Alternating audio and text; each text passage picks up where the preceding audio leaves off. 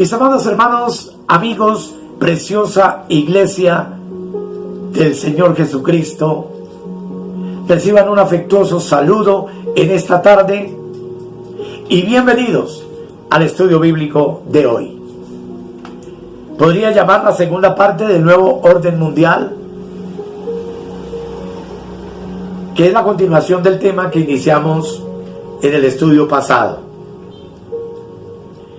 Vamos a orar para pedirle al Señor sabiduría, para pedirle al Señor revelación, para que nuestra intuición se abra y reciba de Dios la verdad y alumbre los ojos de nuestro entendimiento a través de nuestra conciencia.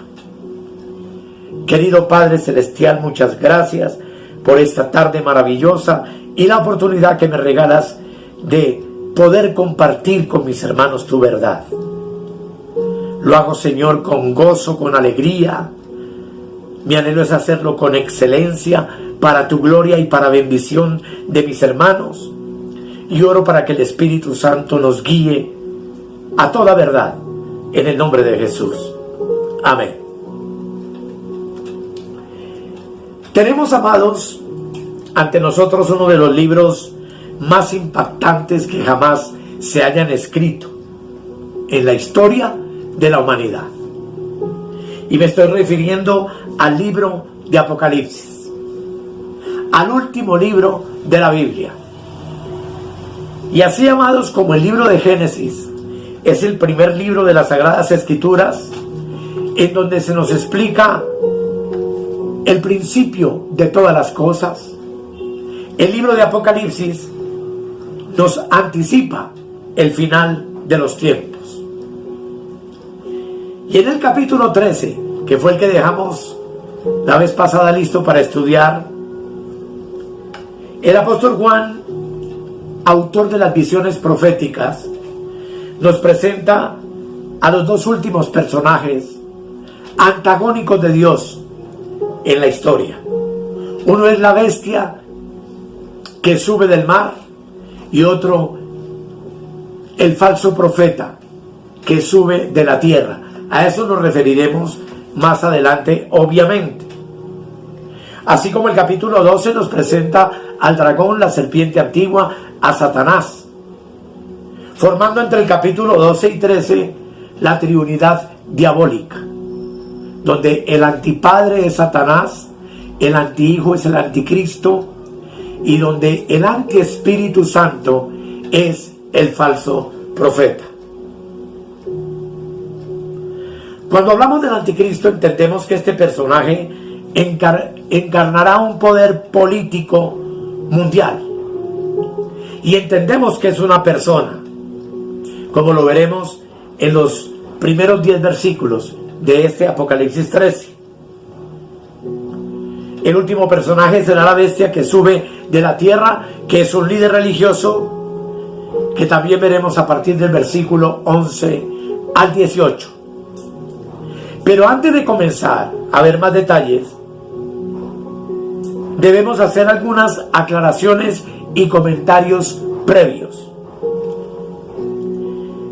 Lo primero que tú y yo tenemos que entender, amados, es que estos capítulos nos revelan la encarnizada guerra que se ha mantenido hasta nuestros días entre la luz y la oscuridad, entre Dios y Satanás, pero que ahora, en los 7 años de la tribulación, se manifestará con toda su crudeza, con toda su fuerza.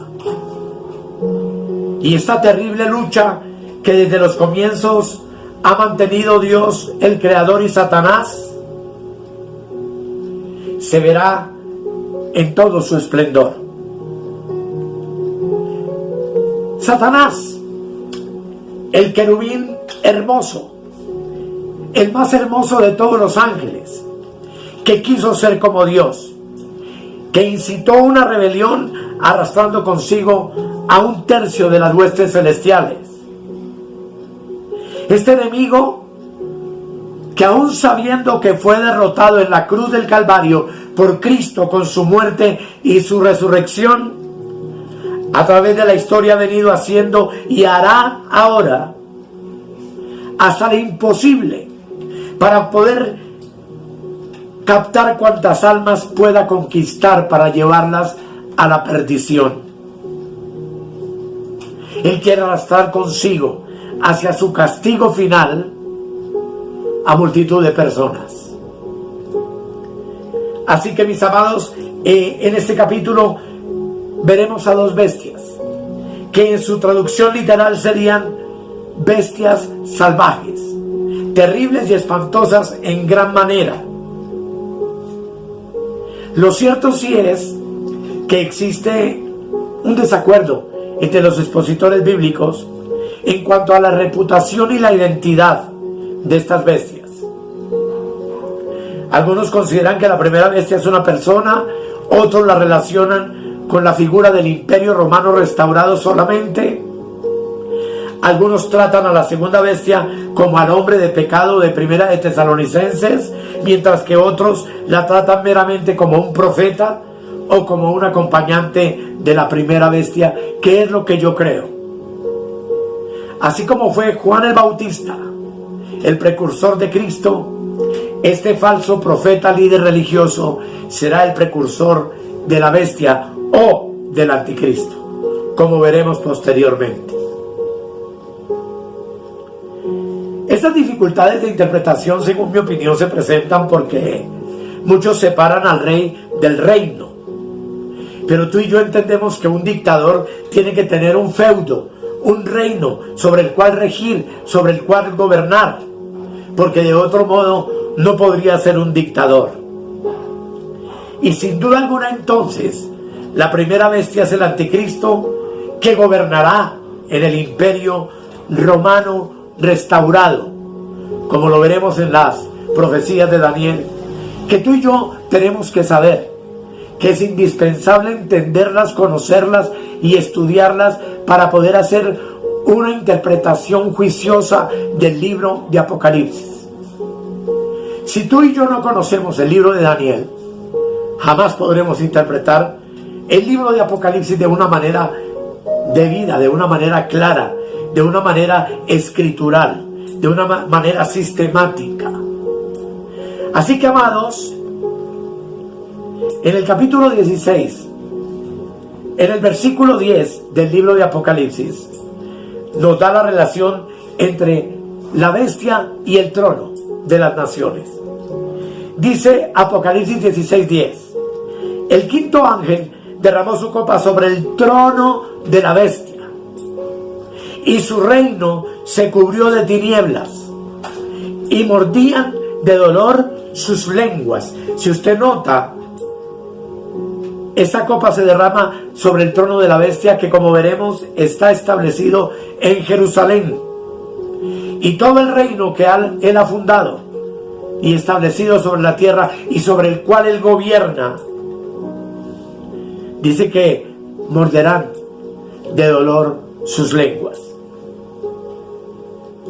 De esta mención podemos deducir entonces que tiene que haber alguien que se sentará sobre ese trono. E indudablemente ese trono es la bestia mencionada aquí en Apocalipsis 13. Después de determinar la identidad de la primera bestia, no va a ser difícil entonces identificar a la segunda. Es un hombre, es el falso profeta, es el líder religioso quien tiene a su cargo guiar y llevar a cabo la adoración de la primera bestia, que es el anticristo. Y además de marcar a los hombres, como lo veremos más adelante, con el 666 o la marca de la bestia, de la cual hablaremos en el futuro.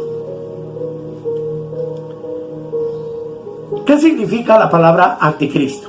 Es lo que vamos a tratar de responder en este segmento. Creo con toda certeza que podemos dar una respuesta a esta cuestión.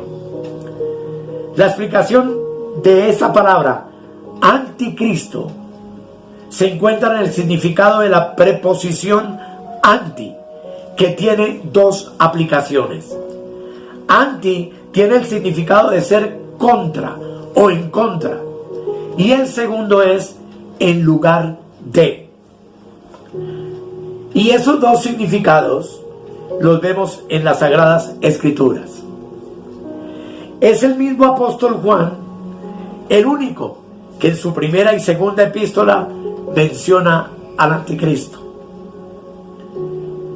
Él es el único que utiliza esta expresión. Creemos que explica estas dos características o acepciones: estar en contra de Cristo, y la otra, imitar, ser Cristo o estar en lugar de Cristo. Esto nos lleva a la primera conclusión: el anticristo es ambas cosas. ¿Y cómo se puede reunir estas características en una sola persona? Vamos a dedicar algo de tiempo para ver lo que Juan quiere comunicarnos. En su primera epístola, Juan, en el capítulo 2, como lo vamos a leer a continuación, en el versículo 18 dice lo siguiente: hijitos, ya es el último tiempo, y según vosotros oísteis que el anticristo viene, así ahora han surgido muchos anticristos. Por esto conocemos que es el último tiempo. Observemos la expresión: hijitos, ya es el último tiempo. Esto lo escribió Juan hace ya casi cerca de 2000 años. Lo que implica entonces que este último tiempo abarca una gran extensión de tiempo. Juan no solo afirma que vendrá o habrá un anticristo, sino que en sus días ya había muchos anticristos. Ahora bien, ¿cómo se identificaba a un anticristo? Leamos el capítulo 2, el versículo 22 de Primera de Juan. Dice: ¿quién es el mentiroso sino el que niega que Jesús es el Cristo? Este es el anticristo, el que niega al Padre y al Hijo. Así que entonces, una de las principales características de este personaje mundial será la negación de la deidad de Cristo. Está abiertamente en contra de Cristo y es el enemigo número uno de Cristo sobre la tierra. Juan, en el capítulo 4, señala algunas cosas adicionales acerca de este personaje. Dice la palabra de Dios del versículo 1 al 3: amados, no creáis a todo espíritu, sino probad los espíritus si son de Dios, porque muchos falsos profetas han salido por el mundo. En esto conoced el Espíritu de Dios. Todo espíritu que confiesa que Jesucristo ha venido en carne es de Dios. Y todo espíritu que no confiesa que Jesucristo ha venido en carne no es de Dios. Y este es el espíritu del anticristo, el cual vosotros habéis oído que viene y que ahora ya está en el mundo. Es decir, amados, que cualquier persona, grupo o libro que niega la deidad, la divinidad de Cristo, es un anticristo. Existen, amados, películas, obras de teatro, libros, muchos escritos supuestamente reveladores acerca de la vida oculta de Cristo, lo que no nos dicen los evangelios. Hablan muchas cosas de su nacimiento, su vida, su muerte, detalles fantásticos acerca de lo que Él fue, y que honestamente no debemos considerar.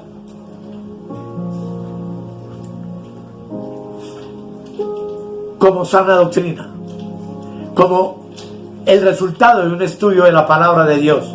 ¿Por qué? Porque la mayoría de todas estas cosas van en contra del Cristo revelado en la Biblia, revelado en las Sagradas Escrituras. Cualquier religioso que niega la deidad de Cristo es anticristo, o sea, él está en contra de Cristo. Pero también en la segunda epístola de Juan, la palabra de Dios nos muestra lo siguiente en el versículo 7.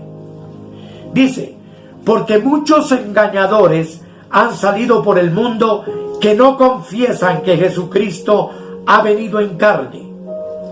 Quien esto hace es el engañador y el anticristo. Así que, amados, comienza a revelársenos la personalidad del anticristo. El anticristo es un engañador, alguien que pretende ser Cristo, alguien que aparenta ser como Cristo, pero que no lo es, que indudablemente no es el Señor Jesucristo. Y eso es exactamente lo que el Señor Jesucristo anunció que pasaría. Justamente después de su resurrección y después de su partida al tercer cielo, Él dijo que vendrían muchos en su nombre, usando su nombre, diciendo que eran Cristos. Y como todo espíritu no es de Dios, todo lo que tú escuchas hoy sobre la tierra, muchas cosas que escuchamos no son de Dios. Mucho espíritu engañador habla a la iglesia y a través de los medios de comunicación. Entonces, la misma palabra nos recomienda probar esos espíritus. Pienso, amados, que deberíamos probar, analizar y sacar las conclusiones más honestas sobre nuestra fe, en quién creemos, a quién seguimos, quiénes nos dirigen, quiénes nos influyen y quiénes gobiernan nuestras vidas. ¿Sabe por qué, amado? Porque podríamos encontrarnos con una sorpresa, que lo que hacemos, creemos, que lo que dictan nuestras costumbres, hábitos y modo de enfocar y vivir nuestra vida en esta tierra puede claramente ser contraria a las enseñanzas de Cristo. Y eso significaría que el Espíritu de Cristo está también presente en nuestra vida cotidiana. Basta con leer Mateo 24, versículo 24, donde el Señor Jesucristo, en su discurso en el Monte de los Olivos, nos advirtió lo siguiente. 24:24. Porque se levantarán falsos cristos y falsos profetas, y harán grandes señales y prodigios, de tal manera que engañarán, si fuere posible, aún a los escogidos. Lo que implica que tú y yo estamos en peligro. Si observamos bien, se levantarán falsos cristos. Es decir, que habrán personas capaces de realizar milagros. Y la última bestia, veremos eso. El falso profeta será una persona que realizará muchos milagros y que a través de ellos cautivará multitud de personas. Esto solo me permite deducir que gloria a Dios por los milagros, pero que alguien que haga milagros en el nombre de Cristo no es garantía de que no sea un anticristo. Este falso profeta será el anticristo religioso, así como la primera bestia será un anticristo político. Ni siquiera el diablo pudo reunir todo el poder político y religioso en una sola persona. Pero creemos que estas dos bestias serán dos personas y que ambos son anticristo. Ahora bien, amados míos, Regresemos entonces a nuestro texto de Apocalipsis 13.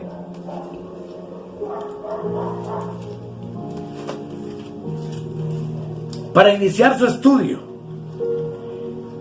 Pues dice la palabra de Dios: me paré sobre la arena del mar y vi subir del mar una bestia que tenía 7 cabezas y 10 cuernos, y en sus cuernos 10 diademas, y sobre sus cabezas un nombre blasfemo. Versículo 2.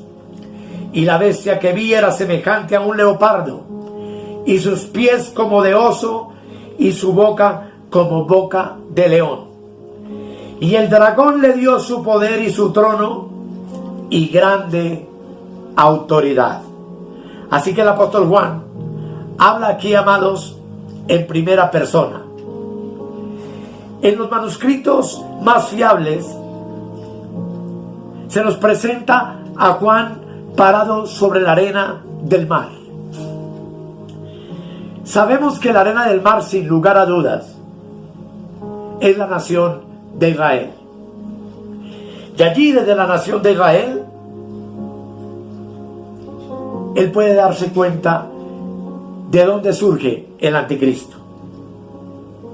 En el capítulo 12 se lee sobre el dragón, sobre Satanás echado de la presencia de Dios y arrojado del cielo. Y ahora Juan, en el 13, parado sobre la arena del mar, describe: vi subir del mar una bestia. ¿Quién es el que hace salir del mar a la bestia? Indudablemente es Satanás. Él es quien hace salir del mar a esta primera bestia. El mar en las Escrituras es un cuadro que representa a las naciones del mundo y a toda la humanidad. Y se les describe en la palabra de Dios como un mar agitado, un mar en convulsión. Hoy, con esta pandemia, podemos decir que el mar de las naciones se encuentra agitado, convulsionado. Y de esa convulsión, de esa agitación del mundo, será que emerja el anticristo. Dice que esta bestia tiene 7 cabezas y 10 cuernos, y en sus cuernos 10 diademas, y sobre sus cabezas un nombre blasfemo. Cuando nosotros vemos esto, hermanos, el aspecto de esta bestia es terrorífico. En el cuadro que coloco ahí, para que usted lo considere, lo han pintado de esa manera. El dragón sobre la arena del mar hace salir a la bestia salvaje del mar y la domina. Esta es su obra maestra. Él es una persona real, quien encabezará el resurgir del antiguo imperio romano.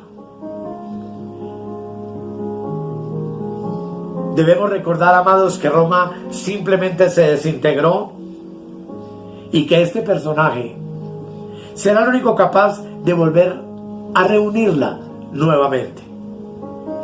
Todas esas circunstancias se describen detalladamente en el libro del profeta Daniel. Y vuelvo a reiterarles que por eso es interesante e importante que conozcamos y estudiemos a cabalidad el libro de Daniel. Pues si no conocemos el libro de Daniel y las palabras proféticas que están en él, va a ser imposible que podamos estudiar Apocalipsis. Porque como algunos exégetas famosos dicen, el libro de Daniel es la llave que abre la interpretación del libro de Apocalipsis. Lo más tremendo de todo esto, amados, es que aparentemente Dios no interviene en la tierra por un tiempo, sino que se la entrega a Satanás. Personalmente creemos en la justicia divina, y debido al hecho de que el mal ha aparecido, Satanás ha llegado a ser quien es. Pero en esta ocasión Dios debe permitirle demostrar que aunque le deje dominar y dirigir los eventos en la tierra a su manera, Satanás no será capaz de producir nada más que agonía, sufrimiento, muerte y violencia. Y Satanás podría recriminar a Dios al enfrentarse a su destino eterno, que es el lago de fuego, como tú y yo sabemos, y decirle a Dios: tú nunca me diste una oportunidad. Si tú no hubieras intervenido en el mundo y me hubieras dejado solo, entonces yo hubiera sido capaz de realizar mi propósito y establecer un segundo reino. Pero como veremos, la catástrofe que se desata durante estos 7 años hará que Satanás enmudezca. Satanás no podrá reprocharle nada a Dios, pues el fracaso será total. Así que, hermanos, con la ayuda del Señor, en el próximo capítulo del estudio que vamos a ver, estaremos entendiendo el texto bíblico a base de recordar un pasaje similar, porque esta bestia salvaje es similar a la cuarta bestia descrita en el capítulo 7 de Daniel. Allí Daniel representa la historia profética de lo que ocurrió desde Nabucodonosor, imperio babilónico, hasta nuestros días, el imperio romano restaurado. Y veremos detalladamente este asunto si el Señor lo permite. Así que, amados, vamos paso a paso. Esto merece toda nuestra atención y lo haremos lentamente para que nos quede perfectamente claro. Así que solo me resta invitarles al próximo estudio bíblico y invitarles a que hagamos una oración. Querido Dios, gracias por tu palabra en esta hora. Gracias por lo que tú nos has dicho y nos has hablado. Gracias porque sabemos que desde Juan hasta nuestros días han proliferado los anticristos sobre la tierra, pero que solo han sido figura del anticristo que viene y que está próximo a perfilarse en el conjunto de las naciones para hacerse pasar por Cristo y para hacerse adorar como Dios. Gracias, Señor, por tu palabra y por lo que nos has enseñado en esta hora. Te bendecimos y oramos para que nos des la fuerza suficiente para el próximo tema. Gracias por mis hermanos, gracias por tu iglesia, gracias por mis amigos que dan un like a estos mensajes, que están suscritos al canal. Yo los declaro, Señor, a todos bendecidos. Y te doy gracias por ellos, en el nombre de Jesús. Amén, amén y amén. Amados, muchísimas gracias por tu atención.